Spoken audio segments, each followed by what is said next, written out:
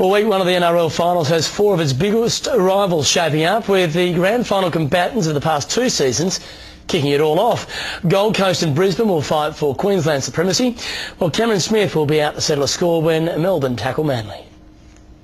Biggest prize of the NRL season was within reach for 8 clubs at the annual Captains Call, but 12 months ago it ended in heartbreak for Cameron Smith, the Melbourne skipper suspended for the biggest day of the year. It was certainly a very tough time for me last year. Probably the hardest week of my whole career, football-wise. But I don't think I'm going to use that to spur me on this week.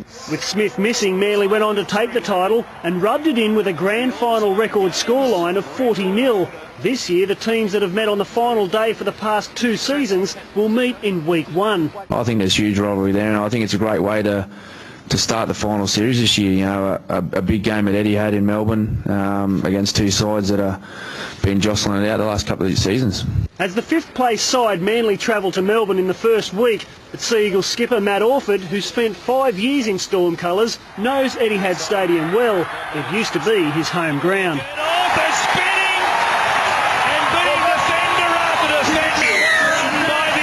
That was my first season in Melbourne. It was great. You got out of the conditions, the roof was closed, no rain, no wind, so can't complain.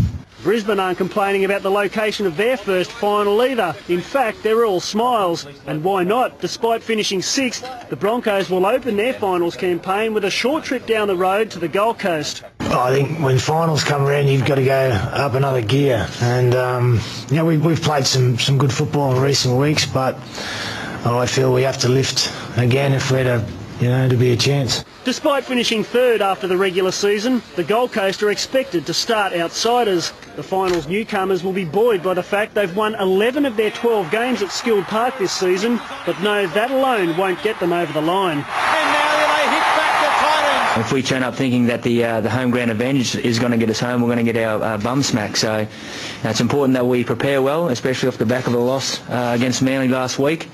And we've got a massive challenge that lies ahead. The NRL Premiership race will be cut to 6 contenders after this weekend, with the 2 lowest ranked losers to embark on a premature Mad Monday. Mark Ashton, Fox Sports News.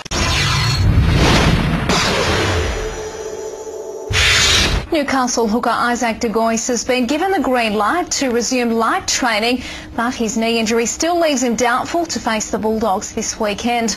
According to skipper Kurt Gidley, the Knights will be full of confidence for the ANZ Stadium clash, despite only scraping into 7th spot. Kurt Gidley may have been the last captain to secure a final spot, but the Newcastle skipper was literally still in the clouds after flying in for a media session involving the 7 other finalists. After a great win yesterday, it was great to have a walk around the ground and see the happiness in the fans' faces, and I think we'll get a good following from Newcastle down to Sydney this weekend. Gidley and the Knights take on the 2nd place Bulldogs on Saturday night, and the Newcastle skipper was full of confidence, knowing that his side had beaten the Dogs earlier in the season, as well as every other finalist apart from Parramatta. That's why we deserve to be in the semis, because we've played some big games and won some big games. So I think we deserve to be here, and it's a bit of a boost for our confidence knowing we've beat some of the good teams. The Dogs, on the other hand, are coming off a shock 34-12 loss to the West Tigers, and once again they'll have to cope without the injured Brett Camorley. But the Dogs say there's no reason why they can't win without their star playmaker. And I think the strength of our team is that we don't tend to rely on one guy. We've had many good performers throughout the season, so if we've got the confidence, if we go out and all play well this weekend and not try and do anyone else's job, hopefully we'll play well and see what happens. But it's a big challenge, but just exciting to be a part of semi-finals again. Obviously we weren't there last year, so it's great to be involved again for the club. On Sunday it's 1st versus 8th as the Dragons host the Eels for the 2nd time in as many weeks. And while St George Illawarra are on a high after securing the minor premiership, they aren't getting carried away. We're very proud of finishing 1st, but you don't really hear too many blokes talking about all the minor premierships we won. They always talk about the big ones, so we've forgotten about that now, and we've just got to prepare for a different Eels side on Sunday. After 7 straight wins, Parramatta came back to earth with a thud last Friday when they were belted 37-0 by the Dragons, and the challenge now is to regroup. Yeah, obviously we were very poor on Friday. We we played, I suppose, as well as the Dragons let us. They were very good, very strong right across the park. But I suppose it's a bit of an advantage for us that having played there on Friday, we know what to expect, and we'll have to play a lot better than we did to compete on Sunday. All in all, it's set to be quite a final series, and after a season full of off-field dramas, NRL officials are looking forward to the on-field action dominating the headlines.